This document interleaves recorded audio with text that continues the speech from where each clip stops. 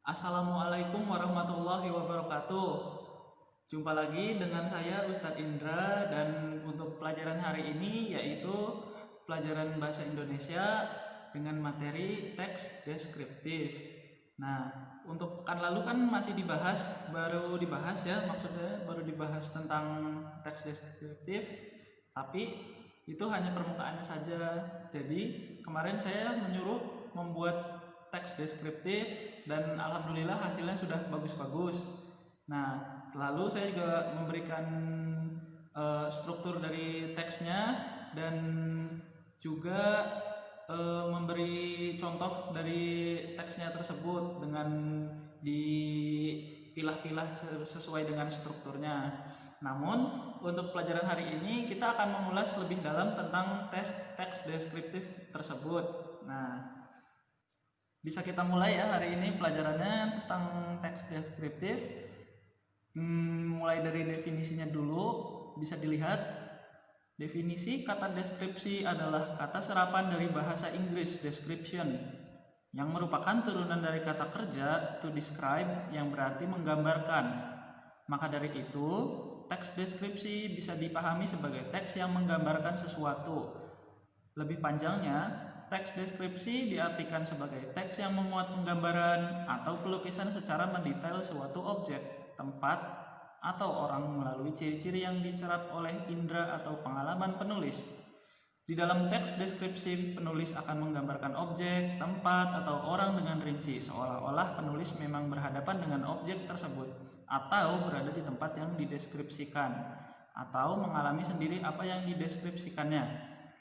Nah, untuk topik deskripsi kemarin itu kan saya minta untuk mendeskripsikan kamar, dan kalian hasilnya juga sudah bagus, sudah benar, mendeskripsikan kamar seolah kalian itu memang berada di kamar, menjelaskan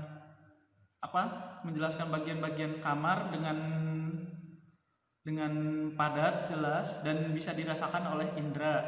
Nah, bisa dilihat contohnya, tujuan dari definisi yang disebutkan sebelumnya sebenarnya sudah tergambar tujuan dari teks deskripsi. Tujuan tersebut adalah menggambarkan ciri-ciri dari suatu objek, tempat, atau orang agar pembaca penyimak teks bisa membayangkan objek, tempat, atau orang yang dideskripsikan seolah-olah pembaca atau penyimak berhadapan atau pernah menyaksikan langsung hal yang dideskripsikan tersebut. Nah, kemarin kalian mendeskripsikan kamar, kalian kan menggambarkan ciri-ciri kamar kalian. Kalian seolah-olah ingin memberi gambaran kepada saya tentang bagaimana kamar tersebut, dan seolah-olah saya sebagai pembaca atau penyimak itu berhadapan atau memang sedang langsung menyaksikan kamar kalian tersebut. Nah, seperti itu tujuan dari teks deskripsi tersebut ya. Lalu berikutnya bisa kita lihat ada struktur teks deskripsi. Nah, kemarin saya sudah memberi gambar, yaitu gambar yang berisi struktur dan contoh. Nah, struktur itu ada 3 kan, struktur dari teks itu. Ada 3, yaitu identifikasi, deskripsi bagian, dan simpulan. Penutup atau kesan umum, itu intinya sama saja. Berikut penjelasannya bisa dilihat di slide berikutnya ya. Struktur dari teks deskriptif yang pertama yaitu identifikasi. Jadi di sini bagian yang akan mengenalkan objek, tempat, atau orang yang dideskripsikan. Adapun isinya yaitu ciri umum seperti nama, terus lokasi, ukuran. Lalu berikutnya ada deskripsi bagian. Nah, ini bagian intinya, yaitu bagian yang memuat gambaran rinci dari objek yang digambarkan. Jadi gambarannya itu sudah memasuki tahap yang lebih detail, lebih rinci, dan penggambaran ciri-ciri tersebut bisa sambil memecah bagian-bagian dari objek yang dideskripsikan secara rinci. Nah, perincian juga dapat berisi apa yang dilihat, bagian-bagiannya, komposisi, warna, seperti apa objek yang dilihat menurut kesan penulis. Lalu perincian juga dapat berisi hal-hal apa yang didengar, seperti mendengar suara apa saja, lalu apa yang bisa dirasakan oleh penulis, dan diamati oleh penulis. Untuk struktur dari deskripsi bagian terbagi menjadi 4, yaitu deskripsi berdasarkan ruang, berdasarkan anggota bagian-bagian objek, deskripsi bagian berdasarkan proses suatu berlangsung, deskripsi bagian berupa pemfokusan. Yang pertama, perincian bagian ruang objek yang dideskripsikan. Misal, penulis mendeskripsikan bagian pintu masuk, bagian tengah, bagian belakang. Nah, itu kalian itu kemarin ruang ya yang dideskripsikan yang pertama ini. Lalu anggota bagian-bagian objek yang berisi bagian yang dideskripsikan, seperti contohnya kayak mendeskripsikan pantai, lalu seolah-olah digambarkan bawah lautnya, bibir pantainya, ombak dan pasirnya, pemandangan, tumbuhan, hewan, dan sebagainya.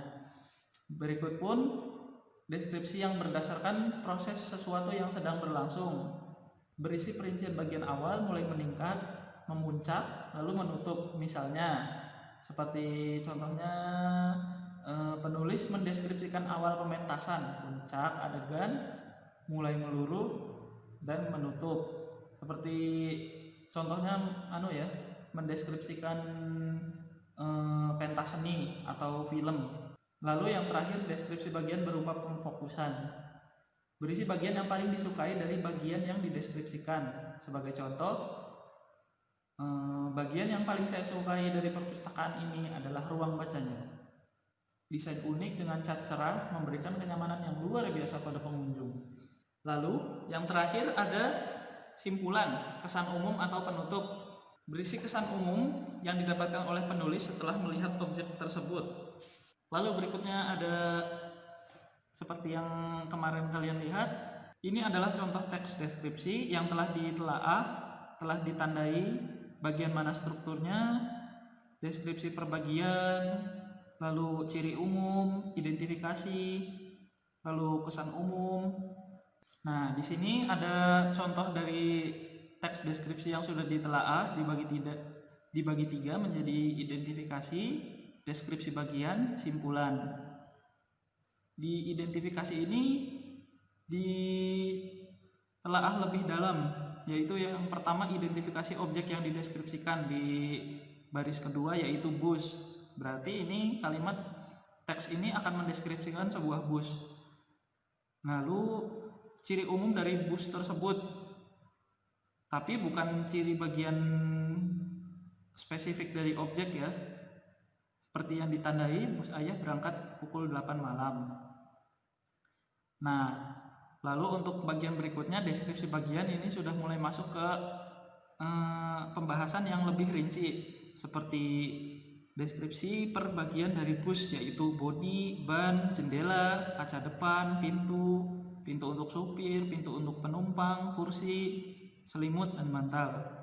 Lalu simpulannya yaitu kesan umum yang ditulis oleh penulis, berisi opini, yaitu bus itu sangat nyaman. Jadi seolah-olah menggambarkan kepada kita kalau penulis ini merasakan bahwa bus itu sangat nyaman. Untuk yang terakhir yaitu unsur kebahasaan. Nah, unsur kebahasaan ini terbagi menjadi 5 bagian. Bisa kalian lihat di slide berikut ini ya. Nah, unsur-unsur kebahasaan dari teks deskripsi berdasarkan buku teks Bahasa Indonesia Kurikulum 2013 Revisi 2017 adalah sebagai berikut. Nah, yang pertama adalah kalimat perincian untuk mengkonkretkan. Contoh kalimatnya seperti ini. Ibuku orang yang sangat baik. Jadi dirincikan sebagai dia berusaha menolong semua orang. Dia ramah dan tutur katanya lembut kepada siapa saja. Jadi perincian dari kata baik. Lalu yang berikutnya kalimat yang menggunakan serapan panca indera. Yang kedua, kalimat yang menggunakan serapan panca indera.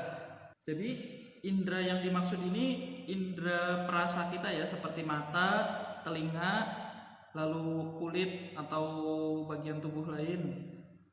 Contoh mata yaitu pantai panjang dengan pasir putih. Seolah-olah di sini kita melihat pantai tersebut. Lalu untuk panca indera kuping yaitu debur ombak pantai terdengar berirama, seolah mendengar suara pantai tersebut. Lalu panca indera kulit atau bagian tubuh, udara sangat terasa segar. Seolah kita dapat merasakan udara tersebut di badan kita. Lalu nomor 3 ada peluluhan bunyi K, T, T, S pada kata dasar yang mendapat awalan me. Contohnya seperti ini. Kalimatnya yaitu Ugi Agustono memprakarsai cinta Indonesia dengan cara menuliskan keindahannya. Nah, di sini ditelaah yaitu me n ditambah prakarsai. Jadi menambahkan fonem P tidak luluh karena setelah awalan me n diikuti oleh kata dasar yang diawali oleh pr yang menggunakan klaster. Jadi di sini bisa dilihat memprakarsai. Lalu adapun kalimat lainnya, contoh kalimat lainnya, Pantai Karimun Jawa sungguh memesona. Di sini bisa dilihat memesona yaitu me n dan pesona. Huruf P jadi luluh karena huruf M setelah awalan me n diikuti oleh kata dasar yang diawali oleh huruf P. Jadi memesona. Lalu ada pula dengan memukau. Memukau jadi P-nya luluh karena me. Jadi tidak mempukau tapi memukau. Seperti itu contohnya ya. Lalu ada K, T, S. Yang nomor 4 adalah sinonimi. Sinonimi ini adalah kata persamaan ya. Contoh katanya indah. Persamaannya itu bisa permai, bisa molek, atau elok. Lalu mengherankan. Sinonimnya bisa mengagumkan, memukau, atau fantastis. Lalu bisa juga melihat. Sinonimnya yaitu menonton, menyaksikan, memandang, mengamati, atau memperhatikan. Adapun memangsa yaitu sinonim dari makan. Dan yang terakhir adalah kata umum dan kata khusus. Di sini kata umum yang dimaksud adalah kata yang luas ruang lingkupnya dan dapat mencakup banyak hal. Kata-kata yang termasuk dalam kata umum disebut dengan hipernim. Kata khusus adalah kata yang ruang lingkup dan cakupan maknanya lebih sempit. Kata-kata yang termasuk dalam kata umum disebut hipernim. Kata umum dan kata khusus sebenarnya sinonim, tapi dengan makna yang lebih khusus. Contoh, hewan peliharaan. Hewan peliharaan itu umum. Jadi, untuk mengkhususkannya yaitu bisa memilih menjadi kucing, anjing, kelinci, marmut, ikan, burung. Adapun memegang, mengenai itu umumnya. Agar lebih khusus dijadikan mengelus, menyentuh. Lalu adapun di sini menyedihkan. Menyedihkan itu bagian umumnya, bagian kata umum. Untuk menjadikan kata tersebut menjadi khusus bisa dirubah menjadi menyayat, mengharukan, memprihatinkan. Jadi kata khusus merupakan sinonim kata umum, tapi dengan tambahan makna atau lebih formal. Misalnya, kata keren dan dahsyat, sinonim kata menarik, tapi ragam tidak formal. Nah, demikian untuk pembahasan yang lebih rinci tentang teks deskripsi ini. Semoga ilmunya bermanfaat dan nanti saya akan beri soal pilihan ganda di grup WhatsApp ya. Nah, untuk itu selamat mengerjakan, jaga kesehatan dan semoga kita bisa cepat bertemu di MTS Munafali. Sekian, terima kasih atas perhatiannya. Bisa membaca doa kafaratul majelis. Subhanakallahumma wa bihamdika asyhadu an la ilaha illa anta astaghfiruka wa atubu ilaik. Wassalamualaikum warahmatullahi wabarakatuh.